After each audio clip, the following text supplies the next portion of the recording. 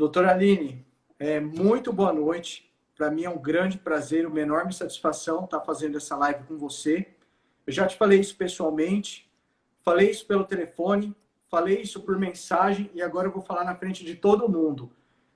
Eu admiro você como pessoa e admiro muito você como profissional. Eu acho que na área da saúde a gente não pode diferenciar, até porque a gente não é robô, né? E não dá para diferenciar o lado pessoal do lado profissional. Eu tinha uma professora na faculdade, uma professora muito conhecida em Santos, e ela falava que um bom filho sempre será um bom médico. Então eu vejo isso em você. Eu acho que você é uma pessoa do bem, uma pessoa boa, que se preocupa com o próximo. Às vezes, as poucas vezes que a gente teve contato, que você foi dar aula para os residentes da Benê, né, da Angiocorpore, eu vi o seu comportamento, a sua maneira de falar, a sua maneira de agir, e eu acho que isso faz diferença no resultado, no tratamento com o próximo, né, a gente que lida com a saúde.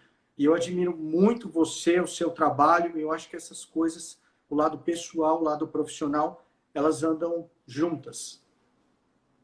Obrigada, querida. Fico até emocionada de ouvir, porque realmente é muito gratificante a gente escutar esse incentivo e essas palavras de alguém também que a gente admira.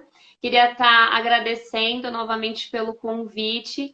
E eu concordo plenamente com o que você acabou de dizer sobre essa questão de que, não que é impossível, mas para mim, pelo menos, é difícil separar realmente o meu lado profissional de quem eu sou como pessoa, né? E eu acho que eu consigo transmitir o amor que eu tenho pela oncologia quando eu falo de nutrição oncológica, quando eu atendo os meus pacientes. Então, realmente, a decisão, né, que eu tomei por me especializar nessa área, ela teve um cunho pessoal, né? Foi por conta de casos na minha família e um desejo realmente de ver mudança nessa área.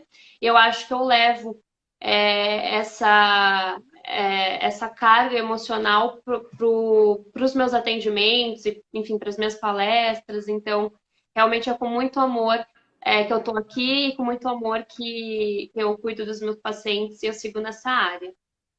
A gente percebe isso, é muito bonito, né, de se ver, porque não são todos os profissionais, né, que agem dessa maneira. Muitos profissionais são excelentes tecnicamente, mas separam muito, né, esse lado pessoal aí do lado profissional. Então, eu acredito que essas coisas andam juntas e é um prazer estar aqui. Eu agradeço você por ter aceitado o meu convite. E assim, doutora Aline, eu gostaria que você falasse, né, a respeito da sua, antes de mais nada, porque muitas pessoas ainda não te conhecem, né? E eu queria que você falasse um pouco a respeito da sua formação e já aproveitasse e falasse para as pessoas qual que é o papel do nutricionista especialista em oncologia, né? Porque a gente imagina que você trabalha, quando fala em nutrição, nutricionista oncologista, a gente imagina que ele está ali, ao lado do profissional, ao lado do médico ali, oncologista, prescrevendo a dieta no hospital. Mas eu queria que você falasse, você também atua de forma preventiva, ou seja, uma pessoa com histórico familiar importante de câncer, que tem aí o pai, a mãe, o avô, tio na família, né? Pode consultar com você, pode te procurar para fazer uma alimentação preventiva. Você também atua dessa maneira? Perfeito. Então, contando um pouquinho da minha formação, eu sou nutricionista graduada pela Unifesp, na Universidade Federal de São Paulo. Eu me especializei em oncologia, então eu tenho o título de especialista nessa área pela residência multidisciplinar do Hospital Sírio-Libanês, lá de São Paulo. E também eu sou pós-graduada em nutrição e alimentos funcionais pela FAMESP, também de São Paulo. E eu atuo, né, com pacientes oncológicos desde a minha formação, desde a minha graduação, na verdade, eu emendei uma coisa na outra, e então desde sempre, do primeiro dia de formada, eu trabalho com pacientes diagnosticados com câncer. Trabalhei em hospitais, né, muitos anos, e hoje, atualmente, eu trabalho numa clínica particular. E isso que você comentou, realmente poucas pessoas sabem que existe, né, essa especialidade. E eu acredito que tem crescido, porque também tem um amadurecimento da equipe médica, dos próprios pacientes e até da equipe multidisciplinar como um todo, em relação a enxergar essa necessidade do paciente oncológico ele ser acompanhado desde o início por um profissional especializado que realmente entenda ali a demanda individual e também o comportamento tumoral, né, daquele paciente para sim uma conduta mais assertiva. Hoje nós já temos inúmeros estudos que demonstram que a alimentação ela tem um papel importantíssimo no prognóstico para diminuir o risco de mortalidade e também pensando na prevenção de uma recidiva, que é a volta, né, da doença, do câncer. Então, eu acredito que essa área ela tem sido amadurecida. Aqui em Santos é engraçado porque normalmente quando as pessoas me acham nas redes sociais ou no Google, elas falam, nossa, ainda bem que eu te achei, porque eu não sabia que isso existia. E eu acho engraçado porque realmente aqui em Santos isso é muito novo. Né? Lá em São Paulo isso já está um pouco mais formado. Mas existe sim a especialização, né, em nutrição oncológica e o meu papel, né, nessa área é justamente garantir que o paciente ele esteja fortalecido e apresente um melhor desfecho, ou seja, tenha um melhor prognóstico. E como que eu faço isso como nutricionista oncológica?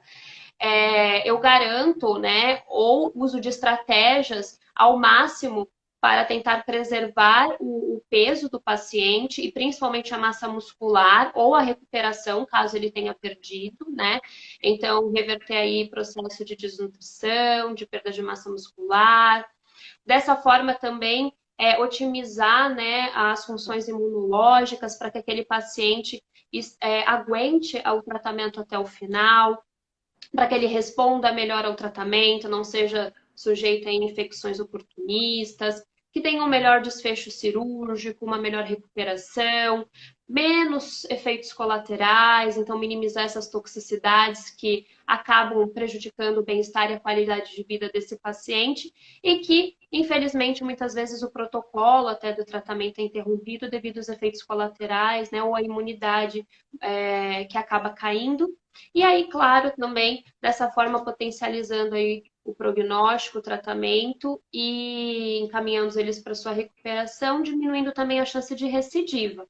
E aí, pensando em recidiva, que também é uma maneira de prevenção para os sobreviventes do câncer, respondendo a sua pergunta, sim, eu trabalho também com pessoas que buscam melhorar a sua alimentação de maneira preventiva, né? Então, o nutricionista oncológico, ele não somente vai cuidar dos pacientes já diagnosticados, mas eu encaro como minha função também contribuir positivamente na sociedade para que nós tenhamos menos casos de câncer. Então, é importante que a gente fale sobre isso. Quando eu recebo os convites para o Outubro Rosa ou o Novembro Azul, que são os mais comuns, eu gosto de deixar sempre claro, né? O Outubro Rosa e o Novembro Azul são de extrema importância, como você comentou no início da live. Mas a detecção precoce não é prevenção. Se você detecta algo, é porque esse algo já existe dentro de você. Então, a gente precisa falar de prevenção na raiz da prevenção, na mudança de hábitos, estilo de vida, para que daí sim não tenha nada para ser detectado. É claro que a detecção precoce melhora o prognóstico, a chance de cura é muito maior, mas a nutrição e a alimentação, que é o que a gente vai falar aqui hoje, ela tem um papel fundamental na prevenção do aparecimento do câncer e do câncer de mama, né? Que a gente está aqui falando do Outubro Rosa. Então, eu fico muito feliz quando eu recebo pessoas que desejam se prevenir, que tenham essa preocupação realmente em sua saúde. Que bom, muito boa resposta. Bom, vamos lá. Selecionei algumas perguntas aqui que as pessoas me mandaram, né? E agora eu queria saber, há como diminuir o risco de câncer de mama através da alimentação? E se, eu não sei se tem como você colocar isso em números, né? Se tem uma porcentagem, eu queria que, se tivesse, queria que você colocasse para os nossos seguidores aí, para quem estão acompanhando aí a live. Tá. Pensando em câncer de mama, e aí trazendo números, em torno de 30%, né, 28, 30% dos casos diagnosticados de câncer de mama poderiam ser evitados, isso já está comprovado, a partir de hábitos mais saudáveis. Dentro desses hábitos, nós temos a alimentação. Outros fatores que podem contribuir, né? Então, evitar o consumo de bebida alcoólica, infelizmente, nós não temos uma dosagem segura para recomendar. Então, se é um cálice por dia, uma vez por semana, uma vez no mês, nós não temos essa informação. Nós sabemos que o consumo de bebida alcoólica, de maneira geral, pode aumentar o risco para o desenvolvimento de câncer de mama. O sedentarismo, né? Então, o fato da pessoa ela ser ativa fisicamente também ajuda, né? Contribui para a prevenção. O ato da amamentação também é um fator protetor. E também o controle do peso corporal. E quando eu digo peso, é mais a composição corporal, é você ter um percentual de gordura normal para o seu sexo e para a sua idade, né? Isso é o mais importante, é controlar o percentual de gordura. Eu gosto de salientar isso porque nós temos pessoas que aparentemente estão no seu estado nutricional normal, são magras, mas a sua composição corporal não realmente representa essa normalidade. Então, o percentual de gordura é elevado, são os falsos magros, né? Então, isso é importante salientar, porque o que representa ali um fator de risco é percentual de gordura elevado. Então, quando a gente pensa em 30%, é bastante coisa, né? Porque, veja bem, não sou boa de matemática, então se alguém tiver uma calculadora aí, pode calcular para mim e responder aí na live. Mas só a expectativa, a estimativa, né, para o triênio de 2020 e 2022, de acordo com o INCA, é que tenhamos por ano, ou seja, 2020, 21, 22, 66 mil novos casos de mulheres, de pessoas diagnosticadas com câncer de mama. Então, pega 30% de 66 mil por ano, quantas pessoas poderiam estar livres dessa, né? Quantas pessoas poderiam aí não ter que passar por esse tratamento e muitas vezes até acabar falecendo devido ao câncer de mama. Então, é um número realmente significativo e é algo que nos chama a atenção e nos propõe aí para a mudança, né? Nos convida para a mudança, para a gente refletir sobre os nossos hábitos, o que ainda pode ser melhorado. É isso aí, ó, Aline. Mandar uma boa noite para o pessoal que está nos assistindo. A Janaína, que trabalho lindo. Boa noite, Janaína. Obrigado aí. O Ar Santos, boa noite, doutor Rafael e Aline. Eliana Couto Rodrigues, abençoada missão, maravilhosa através da nutrição. Boa noite, muito obrigado. Arias, boa noite. A Arias é minha paciente, está acompanhando aí. É isso aí, pessoal. Boa noite. Vamos mandando a live aí. Vamos para a próxima pergunta. Quais são os alimentos que aumentam o risco de câncer de mama? Tá. Até então vamos juntar, né, para complementar a pergunta anterior com essa, os alimentos, né, dentre esses fatores ambientais. Quando eu digo fator ambiental, é interessante, doutor, porque é o seguinte, né? Anos atrás a gente pensava o quê? Que o risco para o desenvolvimento de qualquer tipo de câncer tinha um fator hereditário pesado, grande, né? Como eu comentei, eu tive 2 avós que faleceram por conta de um diagnóstico de câncer e eu tive uma avó que hoje ela é viva, mas ela teve câncer de mama. Então, só de avós tive 3 diagnosticados com câncer.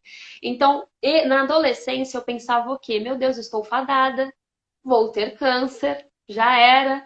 Mas não é bem assim. Hoje a gente sabe que 5, 10% representam ali uma força hereditária e 90% são os fatores ambientais que acabam realmente sendo fatores que acabam aumentando o risco para o desenvolvimento de câncer. E a alimentação está entre esses principais fatores, né? Dentre os 3 principais fatores de prevenção, o causa está a alimentação.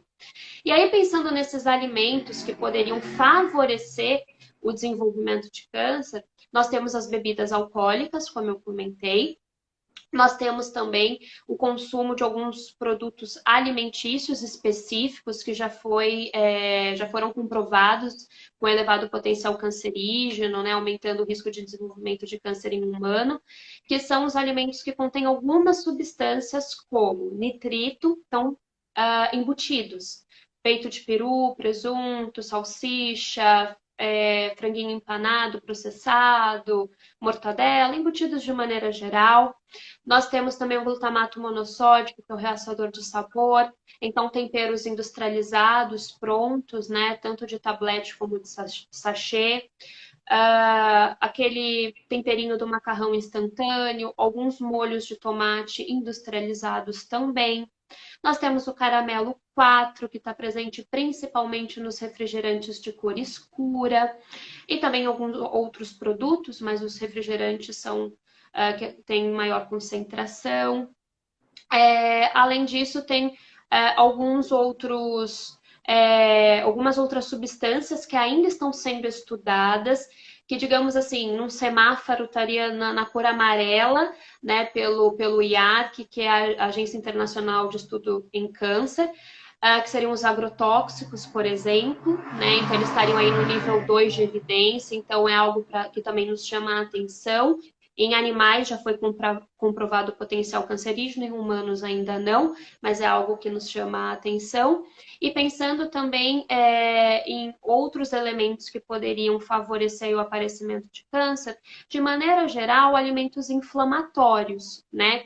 Então, não tem ali uma classificação como os embutidos, por exemplo, mas nós sabemos que uma alimentação com uma característica mais inflamatória, ou seja, que inflama mais o nosso corpo, que acaba proporcionando, né, a liberação de mais substâncias marcadores inflamatórios, podem estimular aí o aparecimento de doenças crônicas como o câncer. Então, vou dar alguns exemplos. Açúcar, farinhas refinadas, as farinhas brancas, produtos industrializados de maneira geral, porque eles contêm muita química, os ultraprocessados, né? Então, corante, conservante, realçadores de sabor, enfim. Então, esses alimentos eles têm um potencial mais inflamatório.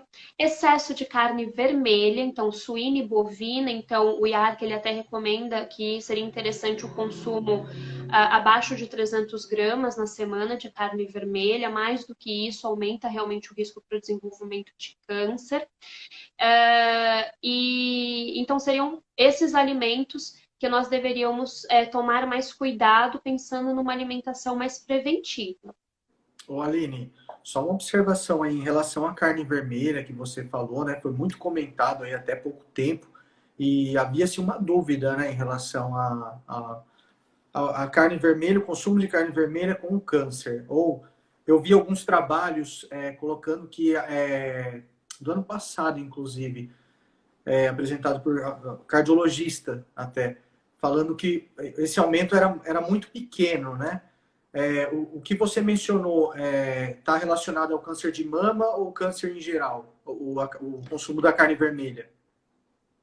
Câncer de maneira geral, Geral, tá? tá. Principalmente cânceres gastrointestinais. Então, Tá. de estômago, de intestino, acaba favorecendo ainda mais pessoas que consomem carne vermelha acima de 500 gramas na semana. Tá.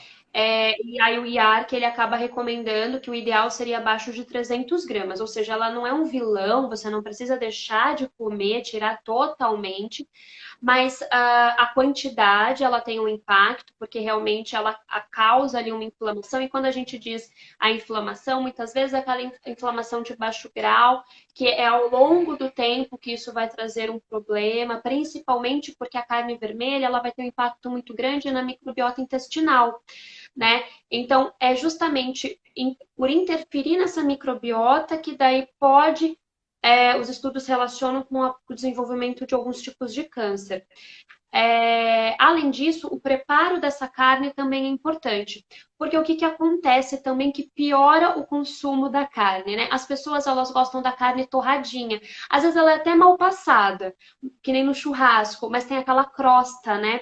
E essa crosta, ela tem substâncias, né, conhecidas como aminas heterocíclicas, que têm potencial cancerígeno. Então, até mesmo não só a quantidade da carne que a gente come, mas como a gente come essa carne, não seria o ideal. Então, o ideal é que a gente cozinhe essa carne em um fogo um pouco mais baixo para que não se forme essa crosta e que ela esteja cozida, né?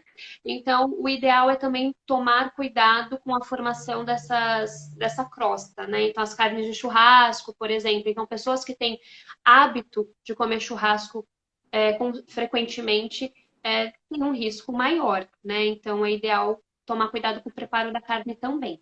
É isso aí. Excelente resposta. Vamos para a próxima. Quais alimentos protegem o organismo do câncer de mama? Nossa, essa pergunta eu achei bem legal, porque assim, hoje nós temos vários estudos que mostram a relação dos alimentos com a prevenção de câncer, mais de câncer de mama, né? Então, eu acredito por ser um câncer muito prevalente, os estudos em relação a esse tipo têm saído com maior frequência. E nós temos sim alguns alimentos, nós temos a orientação geral de prevenção, mas nós temos, pensando em câncer de mama, uma orientação também mais especializada. Então, pensando nessa questão, né? Dos alimentos que, de maneira geral, é a base, uma alimentação mais anti-inflamatória. Então, eu falei dos alimentos que inflamam, agora os que desinflamam, digamos assim. Então, o consumo dos vegetais, verduras, legumes e frutas em maior quantidade, cereais integrais, então arroz integral, a aveia, por exemplo. A família do feijão, as leguminosas, tem uma característica anti-inflamatória interessante. Principalmente o grão de bico, feijões, né, são bem legais. As castanhas, né, então as oleaginosas, nozes, pistache, amêndoa, também tem uma característica anti-inflamatória, o azeite, extra virgem, peixes, iogurtes, queijos brancos, né? Então, esses alimentos são interessantes pensando numa alimentação com essa característica ou numa alimentação preventiva e as especiarias, né? Temperos naturais. E aí, pensando no câncer de mama, até puxando esse gancho, nós temos estudos que demonstram que o consumo de cúrcuma, o consumo de gengibre, o consumo de alecrim, de orégano, dos temperos verdes, como coentro, cheiro verde, tem uma relação preventiva para câncer de mama. As catequinas do chá verde, né, e também do cacau, então realmente tem uma ação preventiva. E aí, pensando em alimentos, alimentos de cor laranja e de cor vermelha, por conter ali os carotenoides, então mamão, manga, tomate, morango, os alimentos de cor verde escura, mas precisamente as brássicas, que são as crucíferas. Então, nós temos o brócolis, a couve-manteiga, a couve de Bruxelas e temos alimentos que não são de cor verde escura, mas que pertencem a esse grupo, como o repolho, qualquer variedade de repolho, rabanete, a couve-flor. Então, esses alimentos têm uma forte evidência científica que contribui para a prevenção do câncer de mama. Tá certo. Excelente resposta. Pessoal, quem tiver alguma dúvida aí pode mandar para a doutora Aline, tá bom? Alguma pergunta interessante? E, e, e Vamos doutor lá, para a Rafael, próxima pergunta. só para o pessoal ter ideia, isso eu gosto também de deixar claro, que às vezes a pessoa fala assim, então tô tranquilo, porque eu como salada. Aí você vai ver no prato da pessoa, é uma rodela de tomate das folhas de alface. E assim, gente, quando a gente fala em alimentação preventiva, é no mínimo 400 gramas por dia de hortifrutis. Então, verduras, legumes, então é quase meio quilo que você tem que fracionar ao longo do dia e comer, né? Então, realmente, a base da alimentação deve ser desses alimentos. Então, se você come um pouquinho, vai aumentando até chegar nesse ideal. É isso aí. Vamos lá. Olha lá, a Adri está falando aqui, doutora Aline. Estou adorando. Ah, que bom, querida. Fico feliz. Mandem as dúvidas também que eu vou respondendo. Vou Janaína, respondendo. todas as castanhas teria uma quantidade adequada? Todas as castanhas, mas eu gosto de alertar que amendoim não entra, porque às vezes as pessoas É, acham, né, que o amendoim ele entraria. Então, todas as castanhas, sim, nozes, amêndoas, né, como eu comentei. E a recomendação é entre 20 a 40 gramas por dia. Seria um punhado generoso, né? Dessas oleaginosas. Se você quiser acrescentar também as frutas secas, como damasco, uva passa, né? Também pode, porque elas também têm ali uma ação antioxidante interessante, elas se complementam, né? Mas seria em torno de 20 a 30 gramas. ó, doutora Aline, o Gustavo aí, ó, tá acompanhando a gente. O Gustavo é o meu assessor de marketing que me ajuda. E aí, Gustavo, boa noite. Obrigado aí pela presença. Vamos lá, pessoal. Quem tiver dúvida, vai mandando. Agora, uma próxima pergunta aqui, muito frequente, né? Que meus seguidores me mandaram. A gente sabe, né, Aline, que o paciente com câncer, ele já tem maior grau de inflamação. E é um paciente que, naturalmente, ele sente mais náuseas, né? Ele tem mais enjoo. Então, o paciente...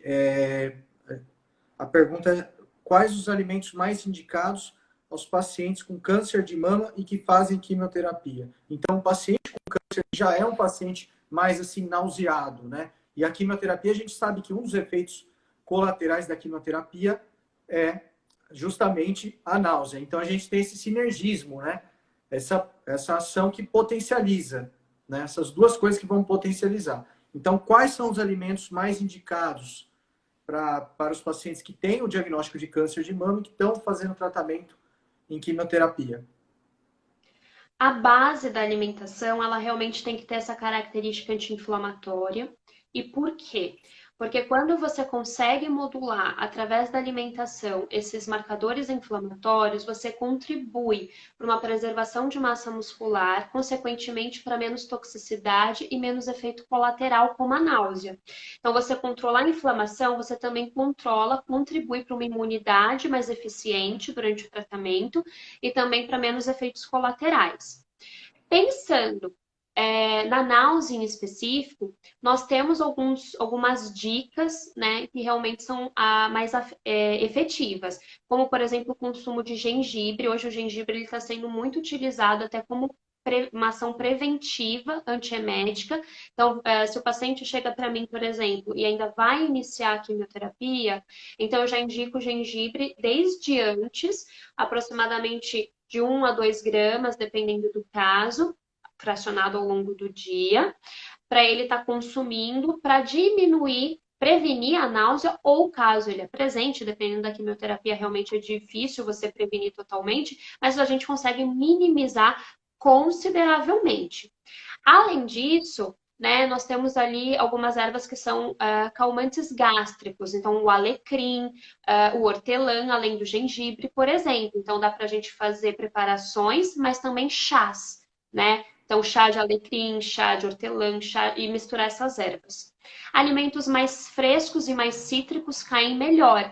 Então, por exemplo, chup-chup, gelinho, picolé caseiro, dá para usar limão, maracujá, né, costuma aliviar um pouco essas náuseas. Saladas, então fazer ali uma salada mais completa, né, com todos os grupos de nutrientes para aquela pessoa estar conseguindo se alimentar melhor. Né? Então, são algumas dicas. E é importante alertar também o pessoal que está nos assistindo que não existe uma dieta padronizada para paciente oncológico. A minha conduta, ela vai levar em consideração a individualidade daquela pessoa, então a individualidade biológica, física, a comportamental, então as preferências, o tipo do tratamento que foi proposto, então quais são os efeitos colaterais mais comuns, por exemplo, e aí de acordo com os efeitos colaterais a gente vai modulando essa alimentação também e modificando, e também eu levo em consideração o comportamento tumoral, porque câncer não é tudo igual, e sabendo então o diagnóstico, né, eu consigo também ter uma conduta mais assertiva. Então a alimentação pensando em câncer de mama vai depender do subtipo do câncer de mama, tratamento proposto, estado nutricional que essa paciente chega até mim e os efeitos colaterais também que ela apresenta durante o tratamento. Excelente resposta. Doutora Aline, a Camila, boa noite, Camila. Obrigado pela presença aqui com a gente, assistindo essa live. A dúvida dela, gengibre não é contraindicado para hipertenso ou não indifere? Depende da quantidade, Camila, e depende também como que está o controle da sua pressão arterial. Então, se a sua pressão ela está controlada, a gente consegue adicionar um pouquinho de gengibre, talvez não na quantidade que eu recomendei de 2 gramas ao dia, numa quantidade inferior, e a gente observa como que você ficaria nessa quantidade proposta. Agora, realmente, se a sua pressão arterial ela estiver constantemente alta, o ideal seria não consumir por hora o gengibre, usar de outras estratégias e ver como você fica. Porque tem outras estratégias que podemos utilizar. É que o gengibre realmente ele tem uma ação bem bacana, mas nós temos outras estratégias. Excelente resposta. Vamos lá, pessoal, vamos participando aí, ó. Mandando as perguntas.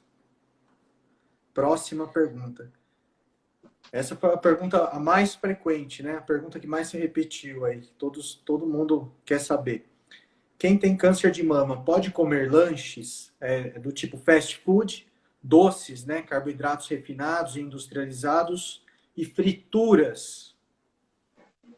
O ideal seria não consumir e optar por preparações mais saudáveis durante o tratamento.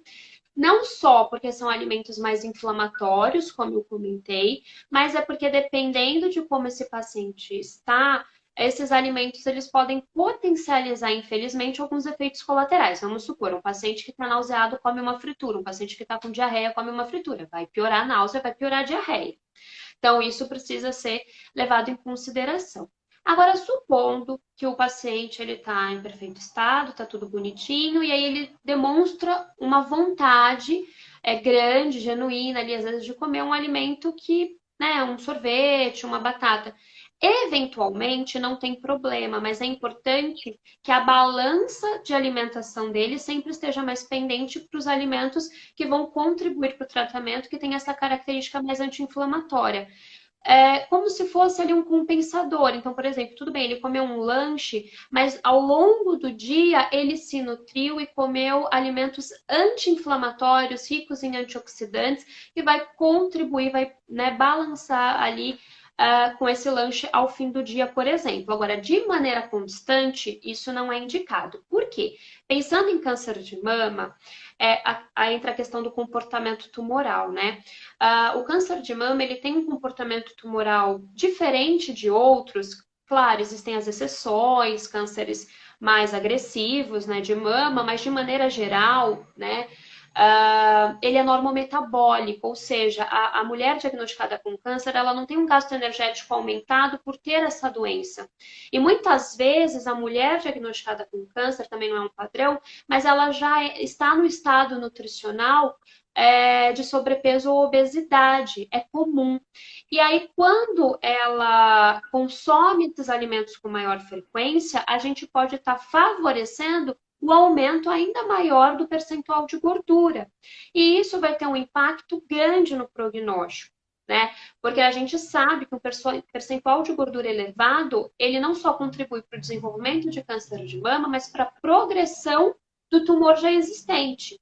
Então, a gente precisa controlar a massa muscular dela para que ela não perca, porque também é comum, e isso é importante salientar. É diferente você estar no mesmo peso, mas você está ganhando gordura e perdendo massa muscular durante o tratamento, que a gente chama de obesidade sarcopênica. Né? Então, você perde massa muscular, mas mantém ou ganha gordura. Então, a gente precisa controlar essa perda de massa magra e também o ganho de massa gorda, porque ganhar muito peso, perder muito peso durante o tratamento não é benéfico. Então, resumindo, esporadicamente, né, por uma questão afetiva, comer um alimento mais calórico, mais inflamatório, tudo bem, mas de maneira frequente não, e precisa ver o contexto dessa alimentação. Ótima resposta. Então vamos lá, doutora Aline. A pessoa procurou lá você no seu consultório, ela gosta de comer um fast food ou de tomar um sorvete, e ela está fazendo esse tipo de tratamento. E aí, como que você coloca para ela, você colocou esporadicamente, o quanto que seria assim, esse esporadicamente, uma vez por semana, ou a cada 2 semanas, ou uma vez por mês, isso se ela tiver assim estável, né, do ponto de vista clínico e oncológico, né?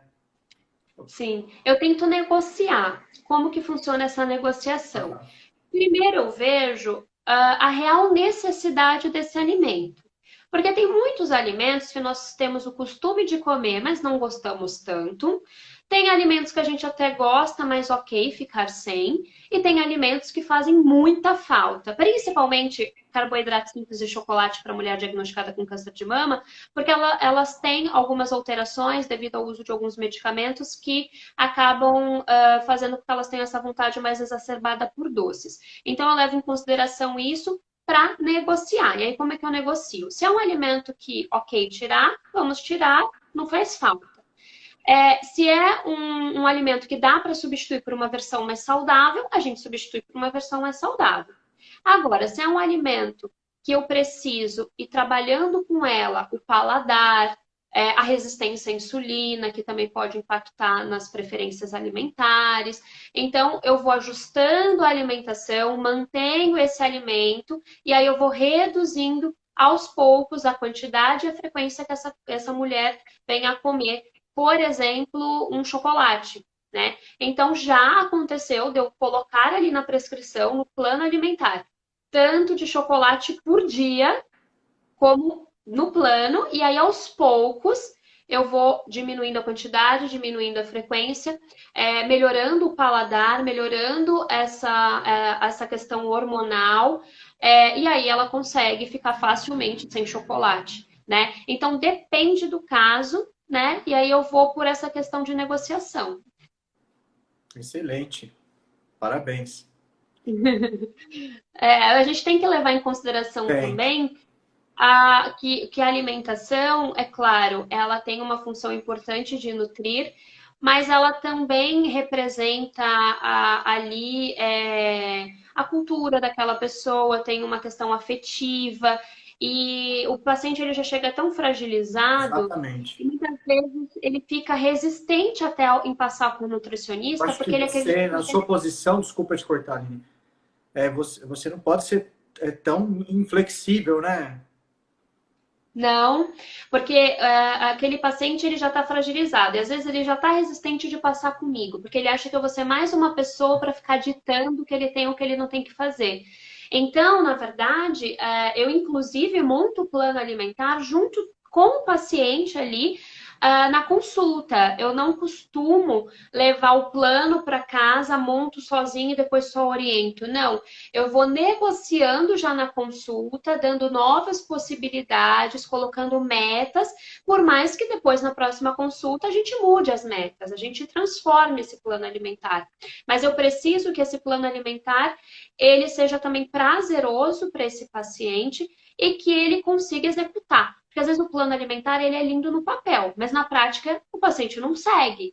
E aí o que Exatamente. adianta? Né? Então, muitas vezes eu preciso encontrar essa flexibilidade, esse meio termo, né? Justamente para que ele consiga ter qualidade de vida, que é isso que é uma das coisas que eu mais priorizo, né? É dar essa dignidade, essa qualidade de vida ao paciente diagnosticado com câncer.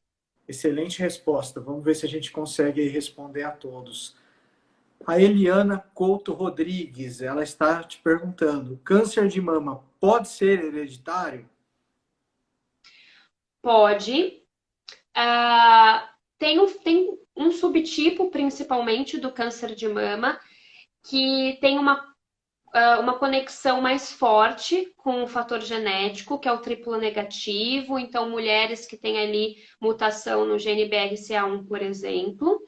Mas a grande maioria dos casos de câncer poderiam ser evitados, como a gente falou no início da live.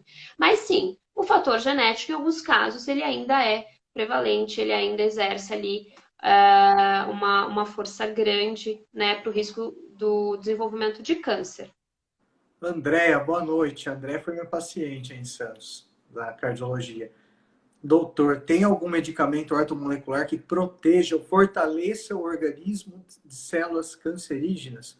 Bom, André, a gente tem aí ômega 3, né, como a doutora Aline mencionou, na própria alimentação você pode consumir uma boa quantidade de ômega 3. O ômega 3, ele inibe a formação de prostaglandina E2, que é altamente inflamatória, né? Não só aumento de câncer, mas aumento de infarto, o risco do aumento de infarto, AVC. A gente tem a cúrcuma, que bloqueia ali no começo da reação inflamatória o receptor NF-kappa-beta. Então, pode ser usada essas substâncias. Isso você pode consumir, né, através da alimentação, ou você pode suplementar. Mas não existe nada dentro da horta molecular específico para câncer de mama. O que existe são hábitos de vida saudáveis. É isso.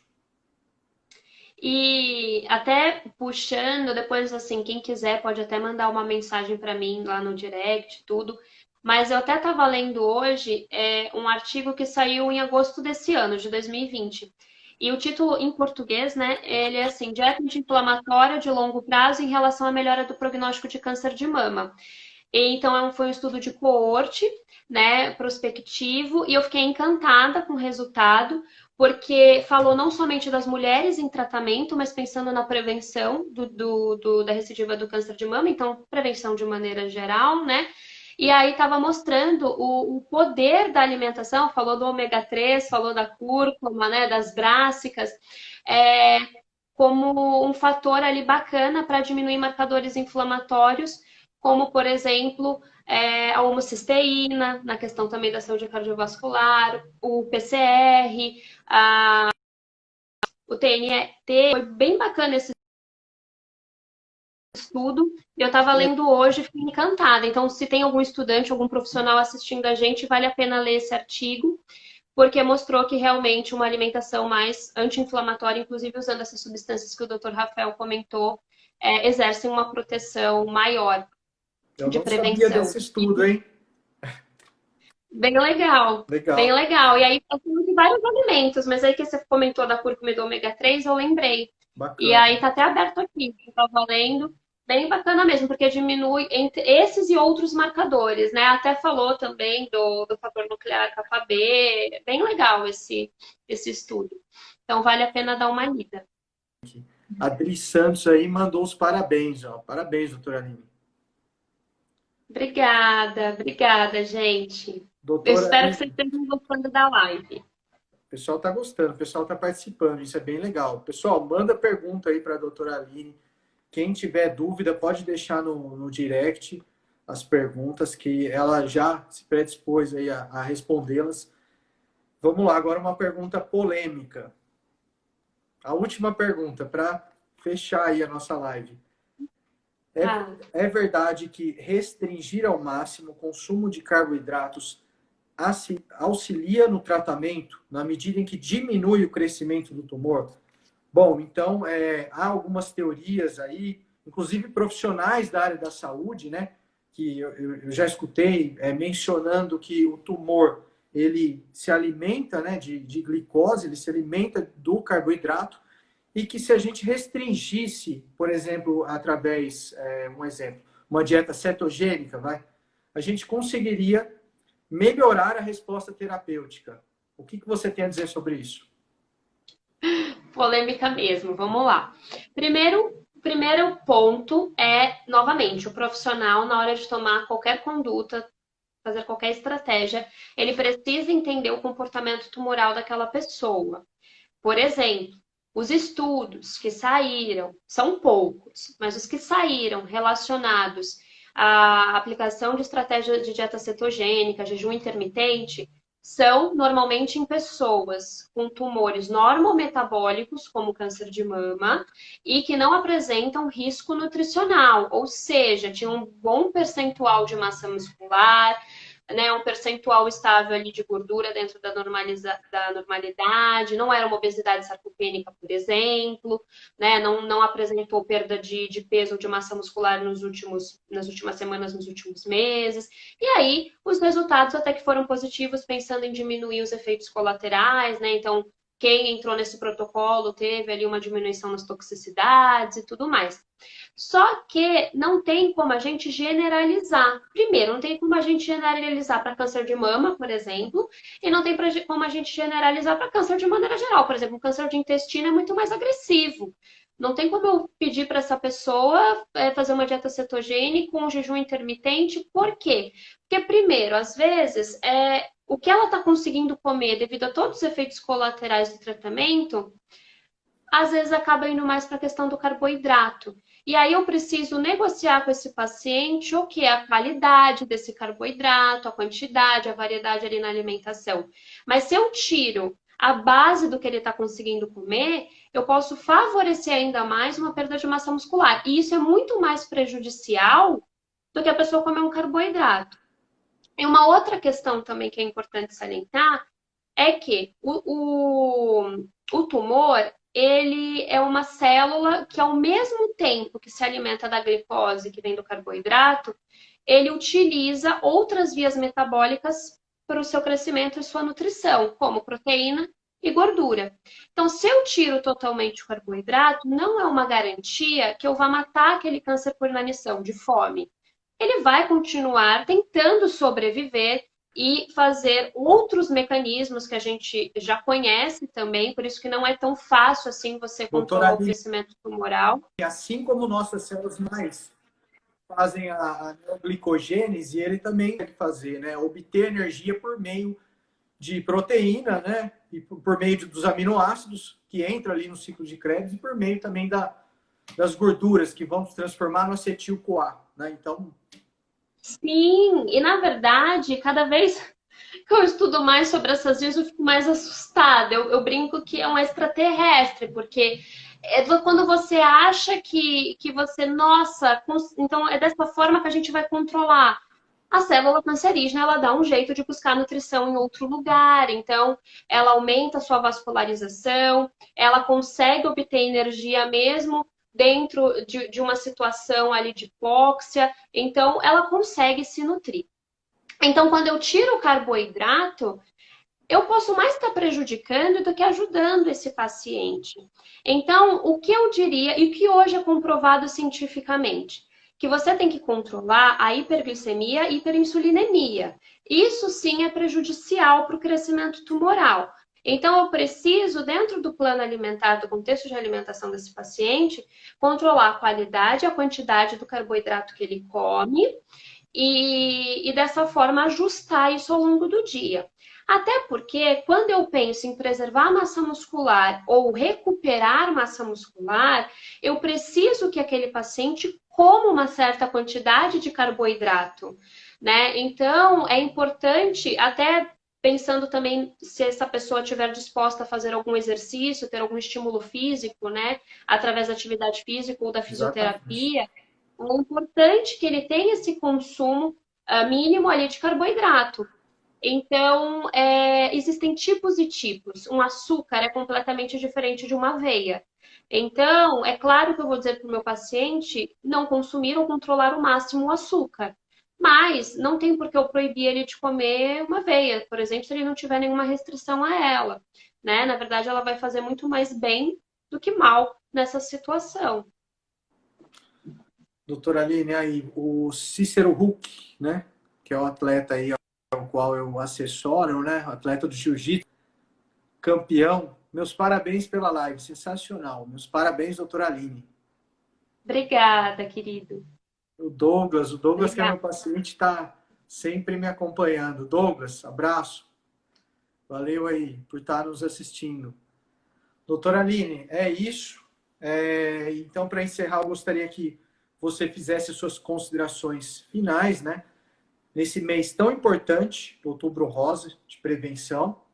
E eu gostaria que você falasse a pessoa que tiver interesse no seu serviço, em te contratar, como que ela consegue te achar, onde você está atendendo.